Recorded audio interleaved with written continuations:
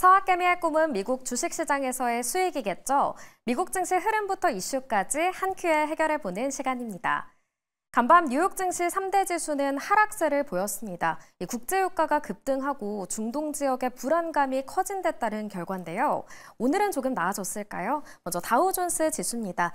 다행히 0.66% 오르면서 42,287선 지나가고 있고요.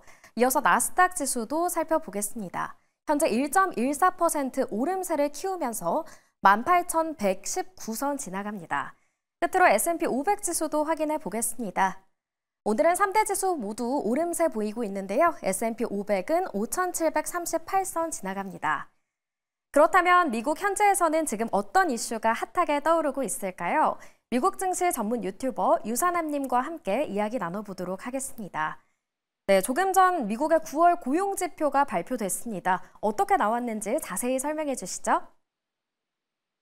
네, 지금 말씀해 주신 것처럼 노동지표가 발표가 됐습니다. 현재 미국의 평균 시간당 임금지수, 비농업 고용지수, 실업률까지 아주 여러 가지 지표가 발표가 됐는데요.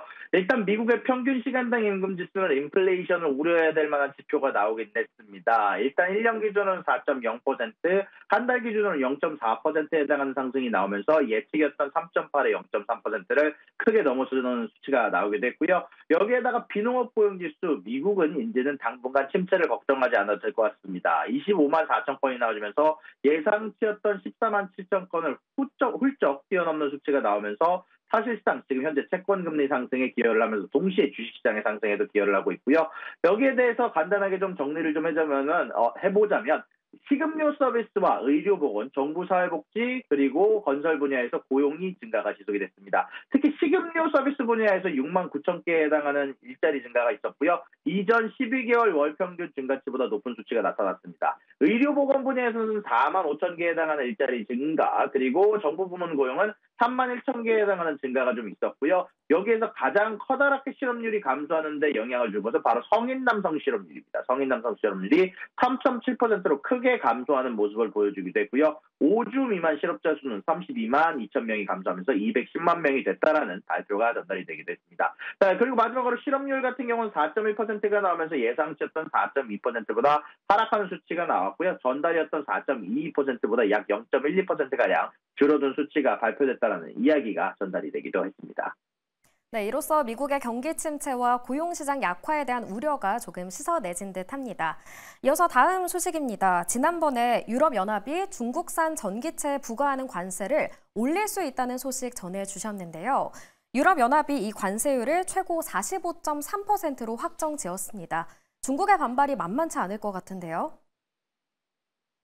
네, 맞습니다. 사실 이번 주 초에도 전달해드렸던 것처럼 EU가 이번 주 기준으로 중국의 전기차에 대한 관세에 대한 투표를 진행을 했고요. 현재 최고 45.3%까지 부과하는 새로운 관세에 대한 법안이 투표가 통과가 됐다는 소식이 전달이 됐습니다. 현재 EU 집행위원회에서는 27개 회원국 투표에서 현재 중국산 전기차 확정 관세안을 가결했다는 소식이 전달이 됐고요. 프랑스, 이탈리아 등 10개국이 찬성을 했고 독일, 헝가리 등 5개국이 반대를 던졌고 나머지 12개국은 기권했다는 발표가 나오긴 했는데요. 사실 이런 부분들 관련해서 이 27개 회원국 투표에서 EU 전체 인구 65% 이상을 대표하는 15개국 이상의 회원국의 반대표가 필요했지만 이에 미치지 못했고 이로 인해서 상계 관세는 이달 31일부터 5년간 부과가 된다는 소식이 전달이 되기도 했습니다. 다만 여기서 끝나는 게 아니라 중국 쪽에서 지금 커다랗게 반발을 하고 있다는 소식도 전달이 됐는데요. 중국 상회는 성명에서 EU의 보호무역 조치 추진에 대해서 강력하게 불만을 표시한다라고 발표를 전달하기도 했는데요. 아무래도 EU 여기에 대해서 중국과 유럽 협상팀이 해결책을 찾기 위해서 조금 더 협상을 해야 된다라고 거론하면서 유럽 측이 훨씬 더 신중하게 행동하고 관세 이행 시기를 연기해야 된다. 그리고 대화를 통해서 마찰과 이견을 적절하게 처리해야 된다라고 전달을 하기도 했었는데요. 여기에 대해서 중국산 전기차에 대한 이런 관세에 대한 부과 증가는 아무래도 정치적인 목적에 의한 부당한 보호주의적 접근이라고 비판을 하기도 했습니다. 아무래도 이런 부분들은 일단은 테슬라한테는 좋게 작용하게 될 예정인데요. 테슬라 같은 경우는 중국에서 생산됨에도 불구하고 테슬라 전기차에는 17.8%에 해당하는 최저 관세율을 적용하기로 하면서 분명히 예전보다는 오른 수치이긴 하지만 결국 중국산 전기차와 경쟁하는 데 훨씬 더 커다란 힘이 될 수 있다는 의견이 전달이 되면서 오늘 테슬라 주가 크게 상승하는 모습 보여지고 있습니다. 네, 고율 관세를 못 박아두고 중국의 양보를 이끌어내려는 전략이 아닌가 싶습니다. 네, 이번 주 계속해서 미 동부항만 노조의 파업 소식 전해주시고 계신데요. 다행히 3일 만에 파업이 철회됐다는 소식입니다. 이 사측이 원만하게 해결을 한 걸까요? 네, 일단은 정확하게 말하면 해결이 된 거는 아니고요. 일단 1월 15일까지 회담 연장으로 일단 밀어놓고 나서 업무를 복귀했다는 소식이 전달이 됐는데요.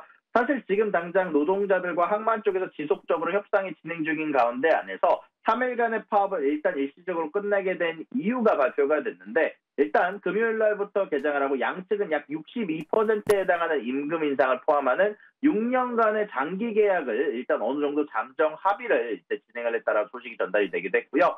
여기서 끝나는 게 아니라 다만 여기에 대해서 추가적으로 항만 자동화에 대한 이견을 좁히지 않는다면 1월 15일부터 다시 또 파업에 들어갈 것이다라고 얘기를 하게 되면서 아무래도 이런 부분들에 대해서 파업 시기를 지속적으로 연장하게 된 계기에 대해서는 아무래도 무역을 마비시키지 않고 그리고 대선에 영향을 미치지 않기 위해 3일간의 파업을 끝난다라고 모두 노동자들이 발표를 했다라는 소식까지 전달이 되기도 했습니다. 아무튼 이런 소식들로 인해서 최근 들어서 하방 압력을 받고 있던 아마존 같은 기업들이 지속적으로 다시 또 상승하는 모습들이 보여지고 있고요. 여기에 대해서 ILA 로컬 333 대표인 스캇 코안이 얘기를 하기를 현재 파업은 일시적으로 끝났습니다. 우리는 향후 6년 동안 61.5%에 해당하는 임금 증가를 받을 것이고 그리고 추가적으로 자동화로부터 우리를 보호하기 위한 다른 언어들도 향후 몇 달 안에 마련될 것이다. 우리가 해결할 다른 문제들도 있을 것이다. 라고 추가적으로 대표가 발표를 하게 됐다는 소식이 전달이 되겠습니다.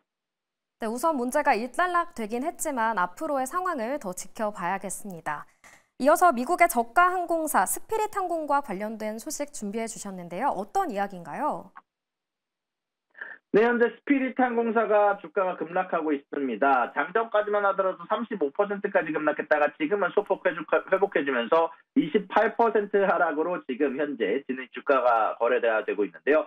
아무래도 이런 부분들에 대해서 가장 커다란 뉴스로 나온 것은 바로 스피릿 항공, 이 저가 항공사가 파산 신청에 대한 조건을 논의 중이다라는 보도가 떴기 때문입니다. 사실 여기에 대해서는 전에도 제가 몇 번 전달을 해드렸지만 이 스피릿 항공 같은 경우는 저가 항공사로 지속적으로 최근에 전통적인 항공사들까지 저가 항공 경쟁에 뛰어들게 되면서 마진율을 유지를 못하는 모습들이 보여졌습니다. 그로 인해서 스피릿 같은 경우는 마진을 못 남기는 상황에서 지난 3월 젯블루가 인수를 하려는 시도가 있었지만 그 당시에 미국 정부의 반대로 인해서 반독점 관련된 문제로 인해서 스피릿이 인수가 되는 게 무산되었다 보니까 이런 부분이 발표된 이후 지속적으로 파산에 대한 논의가 나오고 있었는데 이번에는 조금 더 심각하게 나온 것 같습니다. 특히 이런 부분들에 대해서 챕터 11 신청에 대한 합의를 추구하고 있다는 뉴스가 나오면서 아직까지는 잠재적인 소송 제기가 임박하지는 않지만 아무래도 이런 소식을 해결하기 위해서 최선을 다하고 있다는 CEO의 발표에 의해서 주가가 전체적으로 하락하고 있는 모습으로 보이고 있습니다. 네, 한편 모건 스탠리가 미국의 자동차 업체들의 등급을 하향 조정하고 있습니다. 이 전기차 업체인 리비안도 이 하향 조정했다고 하는데 어떻게 조정을 한 건가요?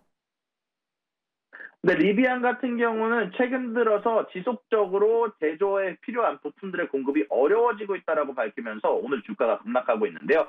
리비안 같은 경우는 R1 및 RCB 모델 플랫폼의 구성 요소가 전체적으로 부족해지면서 생산이 중단되었다고 발표를 했습니다. 이런 공급 부족 자체는 사실 3분기부터 시작됐다는 발표가 나왔고 몇 주 동안 지속적으로 심각해지면서 계속되고 있다고 얘기를 하면서 아무래도 인도량과 생산량에 대한 부분들을 가이던스를 하향 조정해야 된다라고 얘기를 하면서 아무래도 연간 생산 전망이 삭감되면서 오늘 주가가 급락하는 부분으로 장전 거래에서 8.5%까지 하락했다가 지금은 소폭 상승하면서 6.63% 마이너스로 장 거래가 시작되면서 아무래도 5개월 만에 최저치로 현재 개장했다는 소식이 전달이 되기도 했습니다. 네, 오늘 말씀 여기까지 듣겠습니다. 지금까지 미국 증시 전문 유튜버 유산남님과 함께했습니다. 고맙습니다.